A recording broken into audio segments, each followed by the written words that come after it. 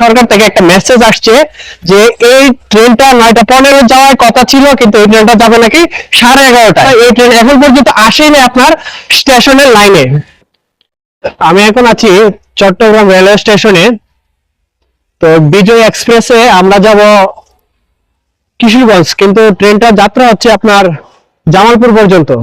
আমি স্টেশনে আসছি হলো সকাল 8টার দিকে।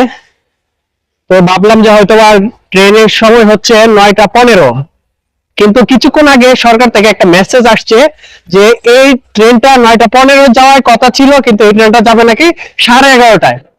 এখন আপনারাই বলেন আসলে বাংলাদেশের কি অবস্থা, যে যে ট্রেন আপনার 9:15 যাওয়ার কথা, এই ট্রেন এখন পর্যন্ত আসেনি আপনার স্টেশনের লাইনে। তো অনেকক্ষণ যাবত বলতেছে যে আসবে আসবে, ডকে এড়ে গেছে, পরিষ্কার করতে গেছে, কিন্তু এখন পর্যন্ত এই ট্রেনটা আসে নাই। কিন্তু এখানে আপনারা দেখতে পারবেন যে কি পরিমাণ মানুষ যে অপেক্ষা করতেছে। ওরা যদি সবাই হয়তো কমপক্ষে তো 9টার আগে আসছে, এখানে 9টার আগে যদি আসে আপনার 9:30 পর্যন্ত যদি ওরা অপেক্ষা করতো তাইলে একটা কথা ছিল। এখন পর্যন্ত বলতেছে যে 11:30, তার মানে ট্রেন কয়টায় আসে এখন পর্যন্ত ওরা বলতে পারতেছে না। ওই সান্তানের সময় হয়তো বা বলতেছে যে কিছুক্ষণের ভিতরেই আপনার ডকের থেকে লাইনে চলে আসবে, এখন পর্যন্ত ট্রেন আসতেছে না। আপনারা দেখেন এখানে কি পরিমাণ লোক এখানে দাঁড়িয়ে আছে। ওরা সবাই জানে কি না জানি না যে 11:30 পর্যন্ত পরে ট্রেন ছাড়বে। আপনারা হয়তো জানেন কি 11:30 পরে ট্রেন ছাড়বে, যে কেউ অবগত আছেন?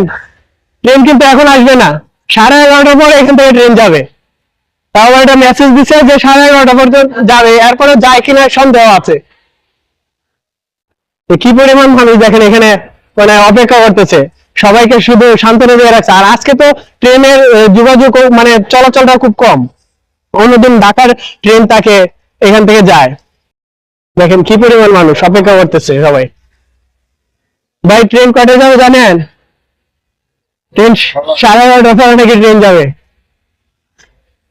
কি অবস্থা বাংলাদেশের ট্রেনের যোগাযোগ ব্যবস্থা, মনে হয় দিন দিন অবনতি হইতেছে। কি পরিমাণ মানুষ। এখনো যদি বাড়ির উদ্দেশ্যে রওনা না দেয় তাহলে কয়টা বাজে পৌঁছবো কে জানে, আল্লাহ ভালো জানে। যদি একটা আনুমানিক ধারণা করে রাখছিলাম কিশোরগঞ্জ পর্যন্ত পৌঁছে হলো ট্রেনটা আপনার 3:30 4টার দিকে। এখন হয়তো বা রাত্রে 10টা 11টা বাজতে পারে যে এখান থেকে চট্টগ্রাম থেকে ট্রেনটা পৌঁছতে। আর জামালপুর কই আগামীকালকে পৌঁছাবে কিনা আল্লাহ ভালো জানে। এই ট্রেনটা গেলে হয়তো বা আবার ফেরত আরেকটা ট্রেন আসবে। এখন যদি এই অবস্থা হয় বাংলাদেশে কিভাবে কি হবে। আচ্ছা এখন দেখা যাক কি অবস্থা।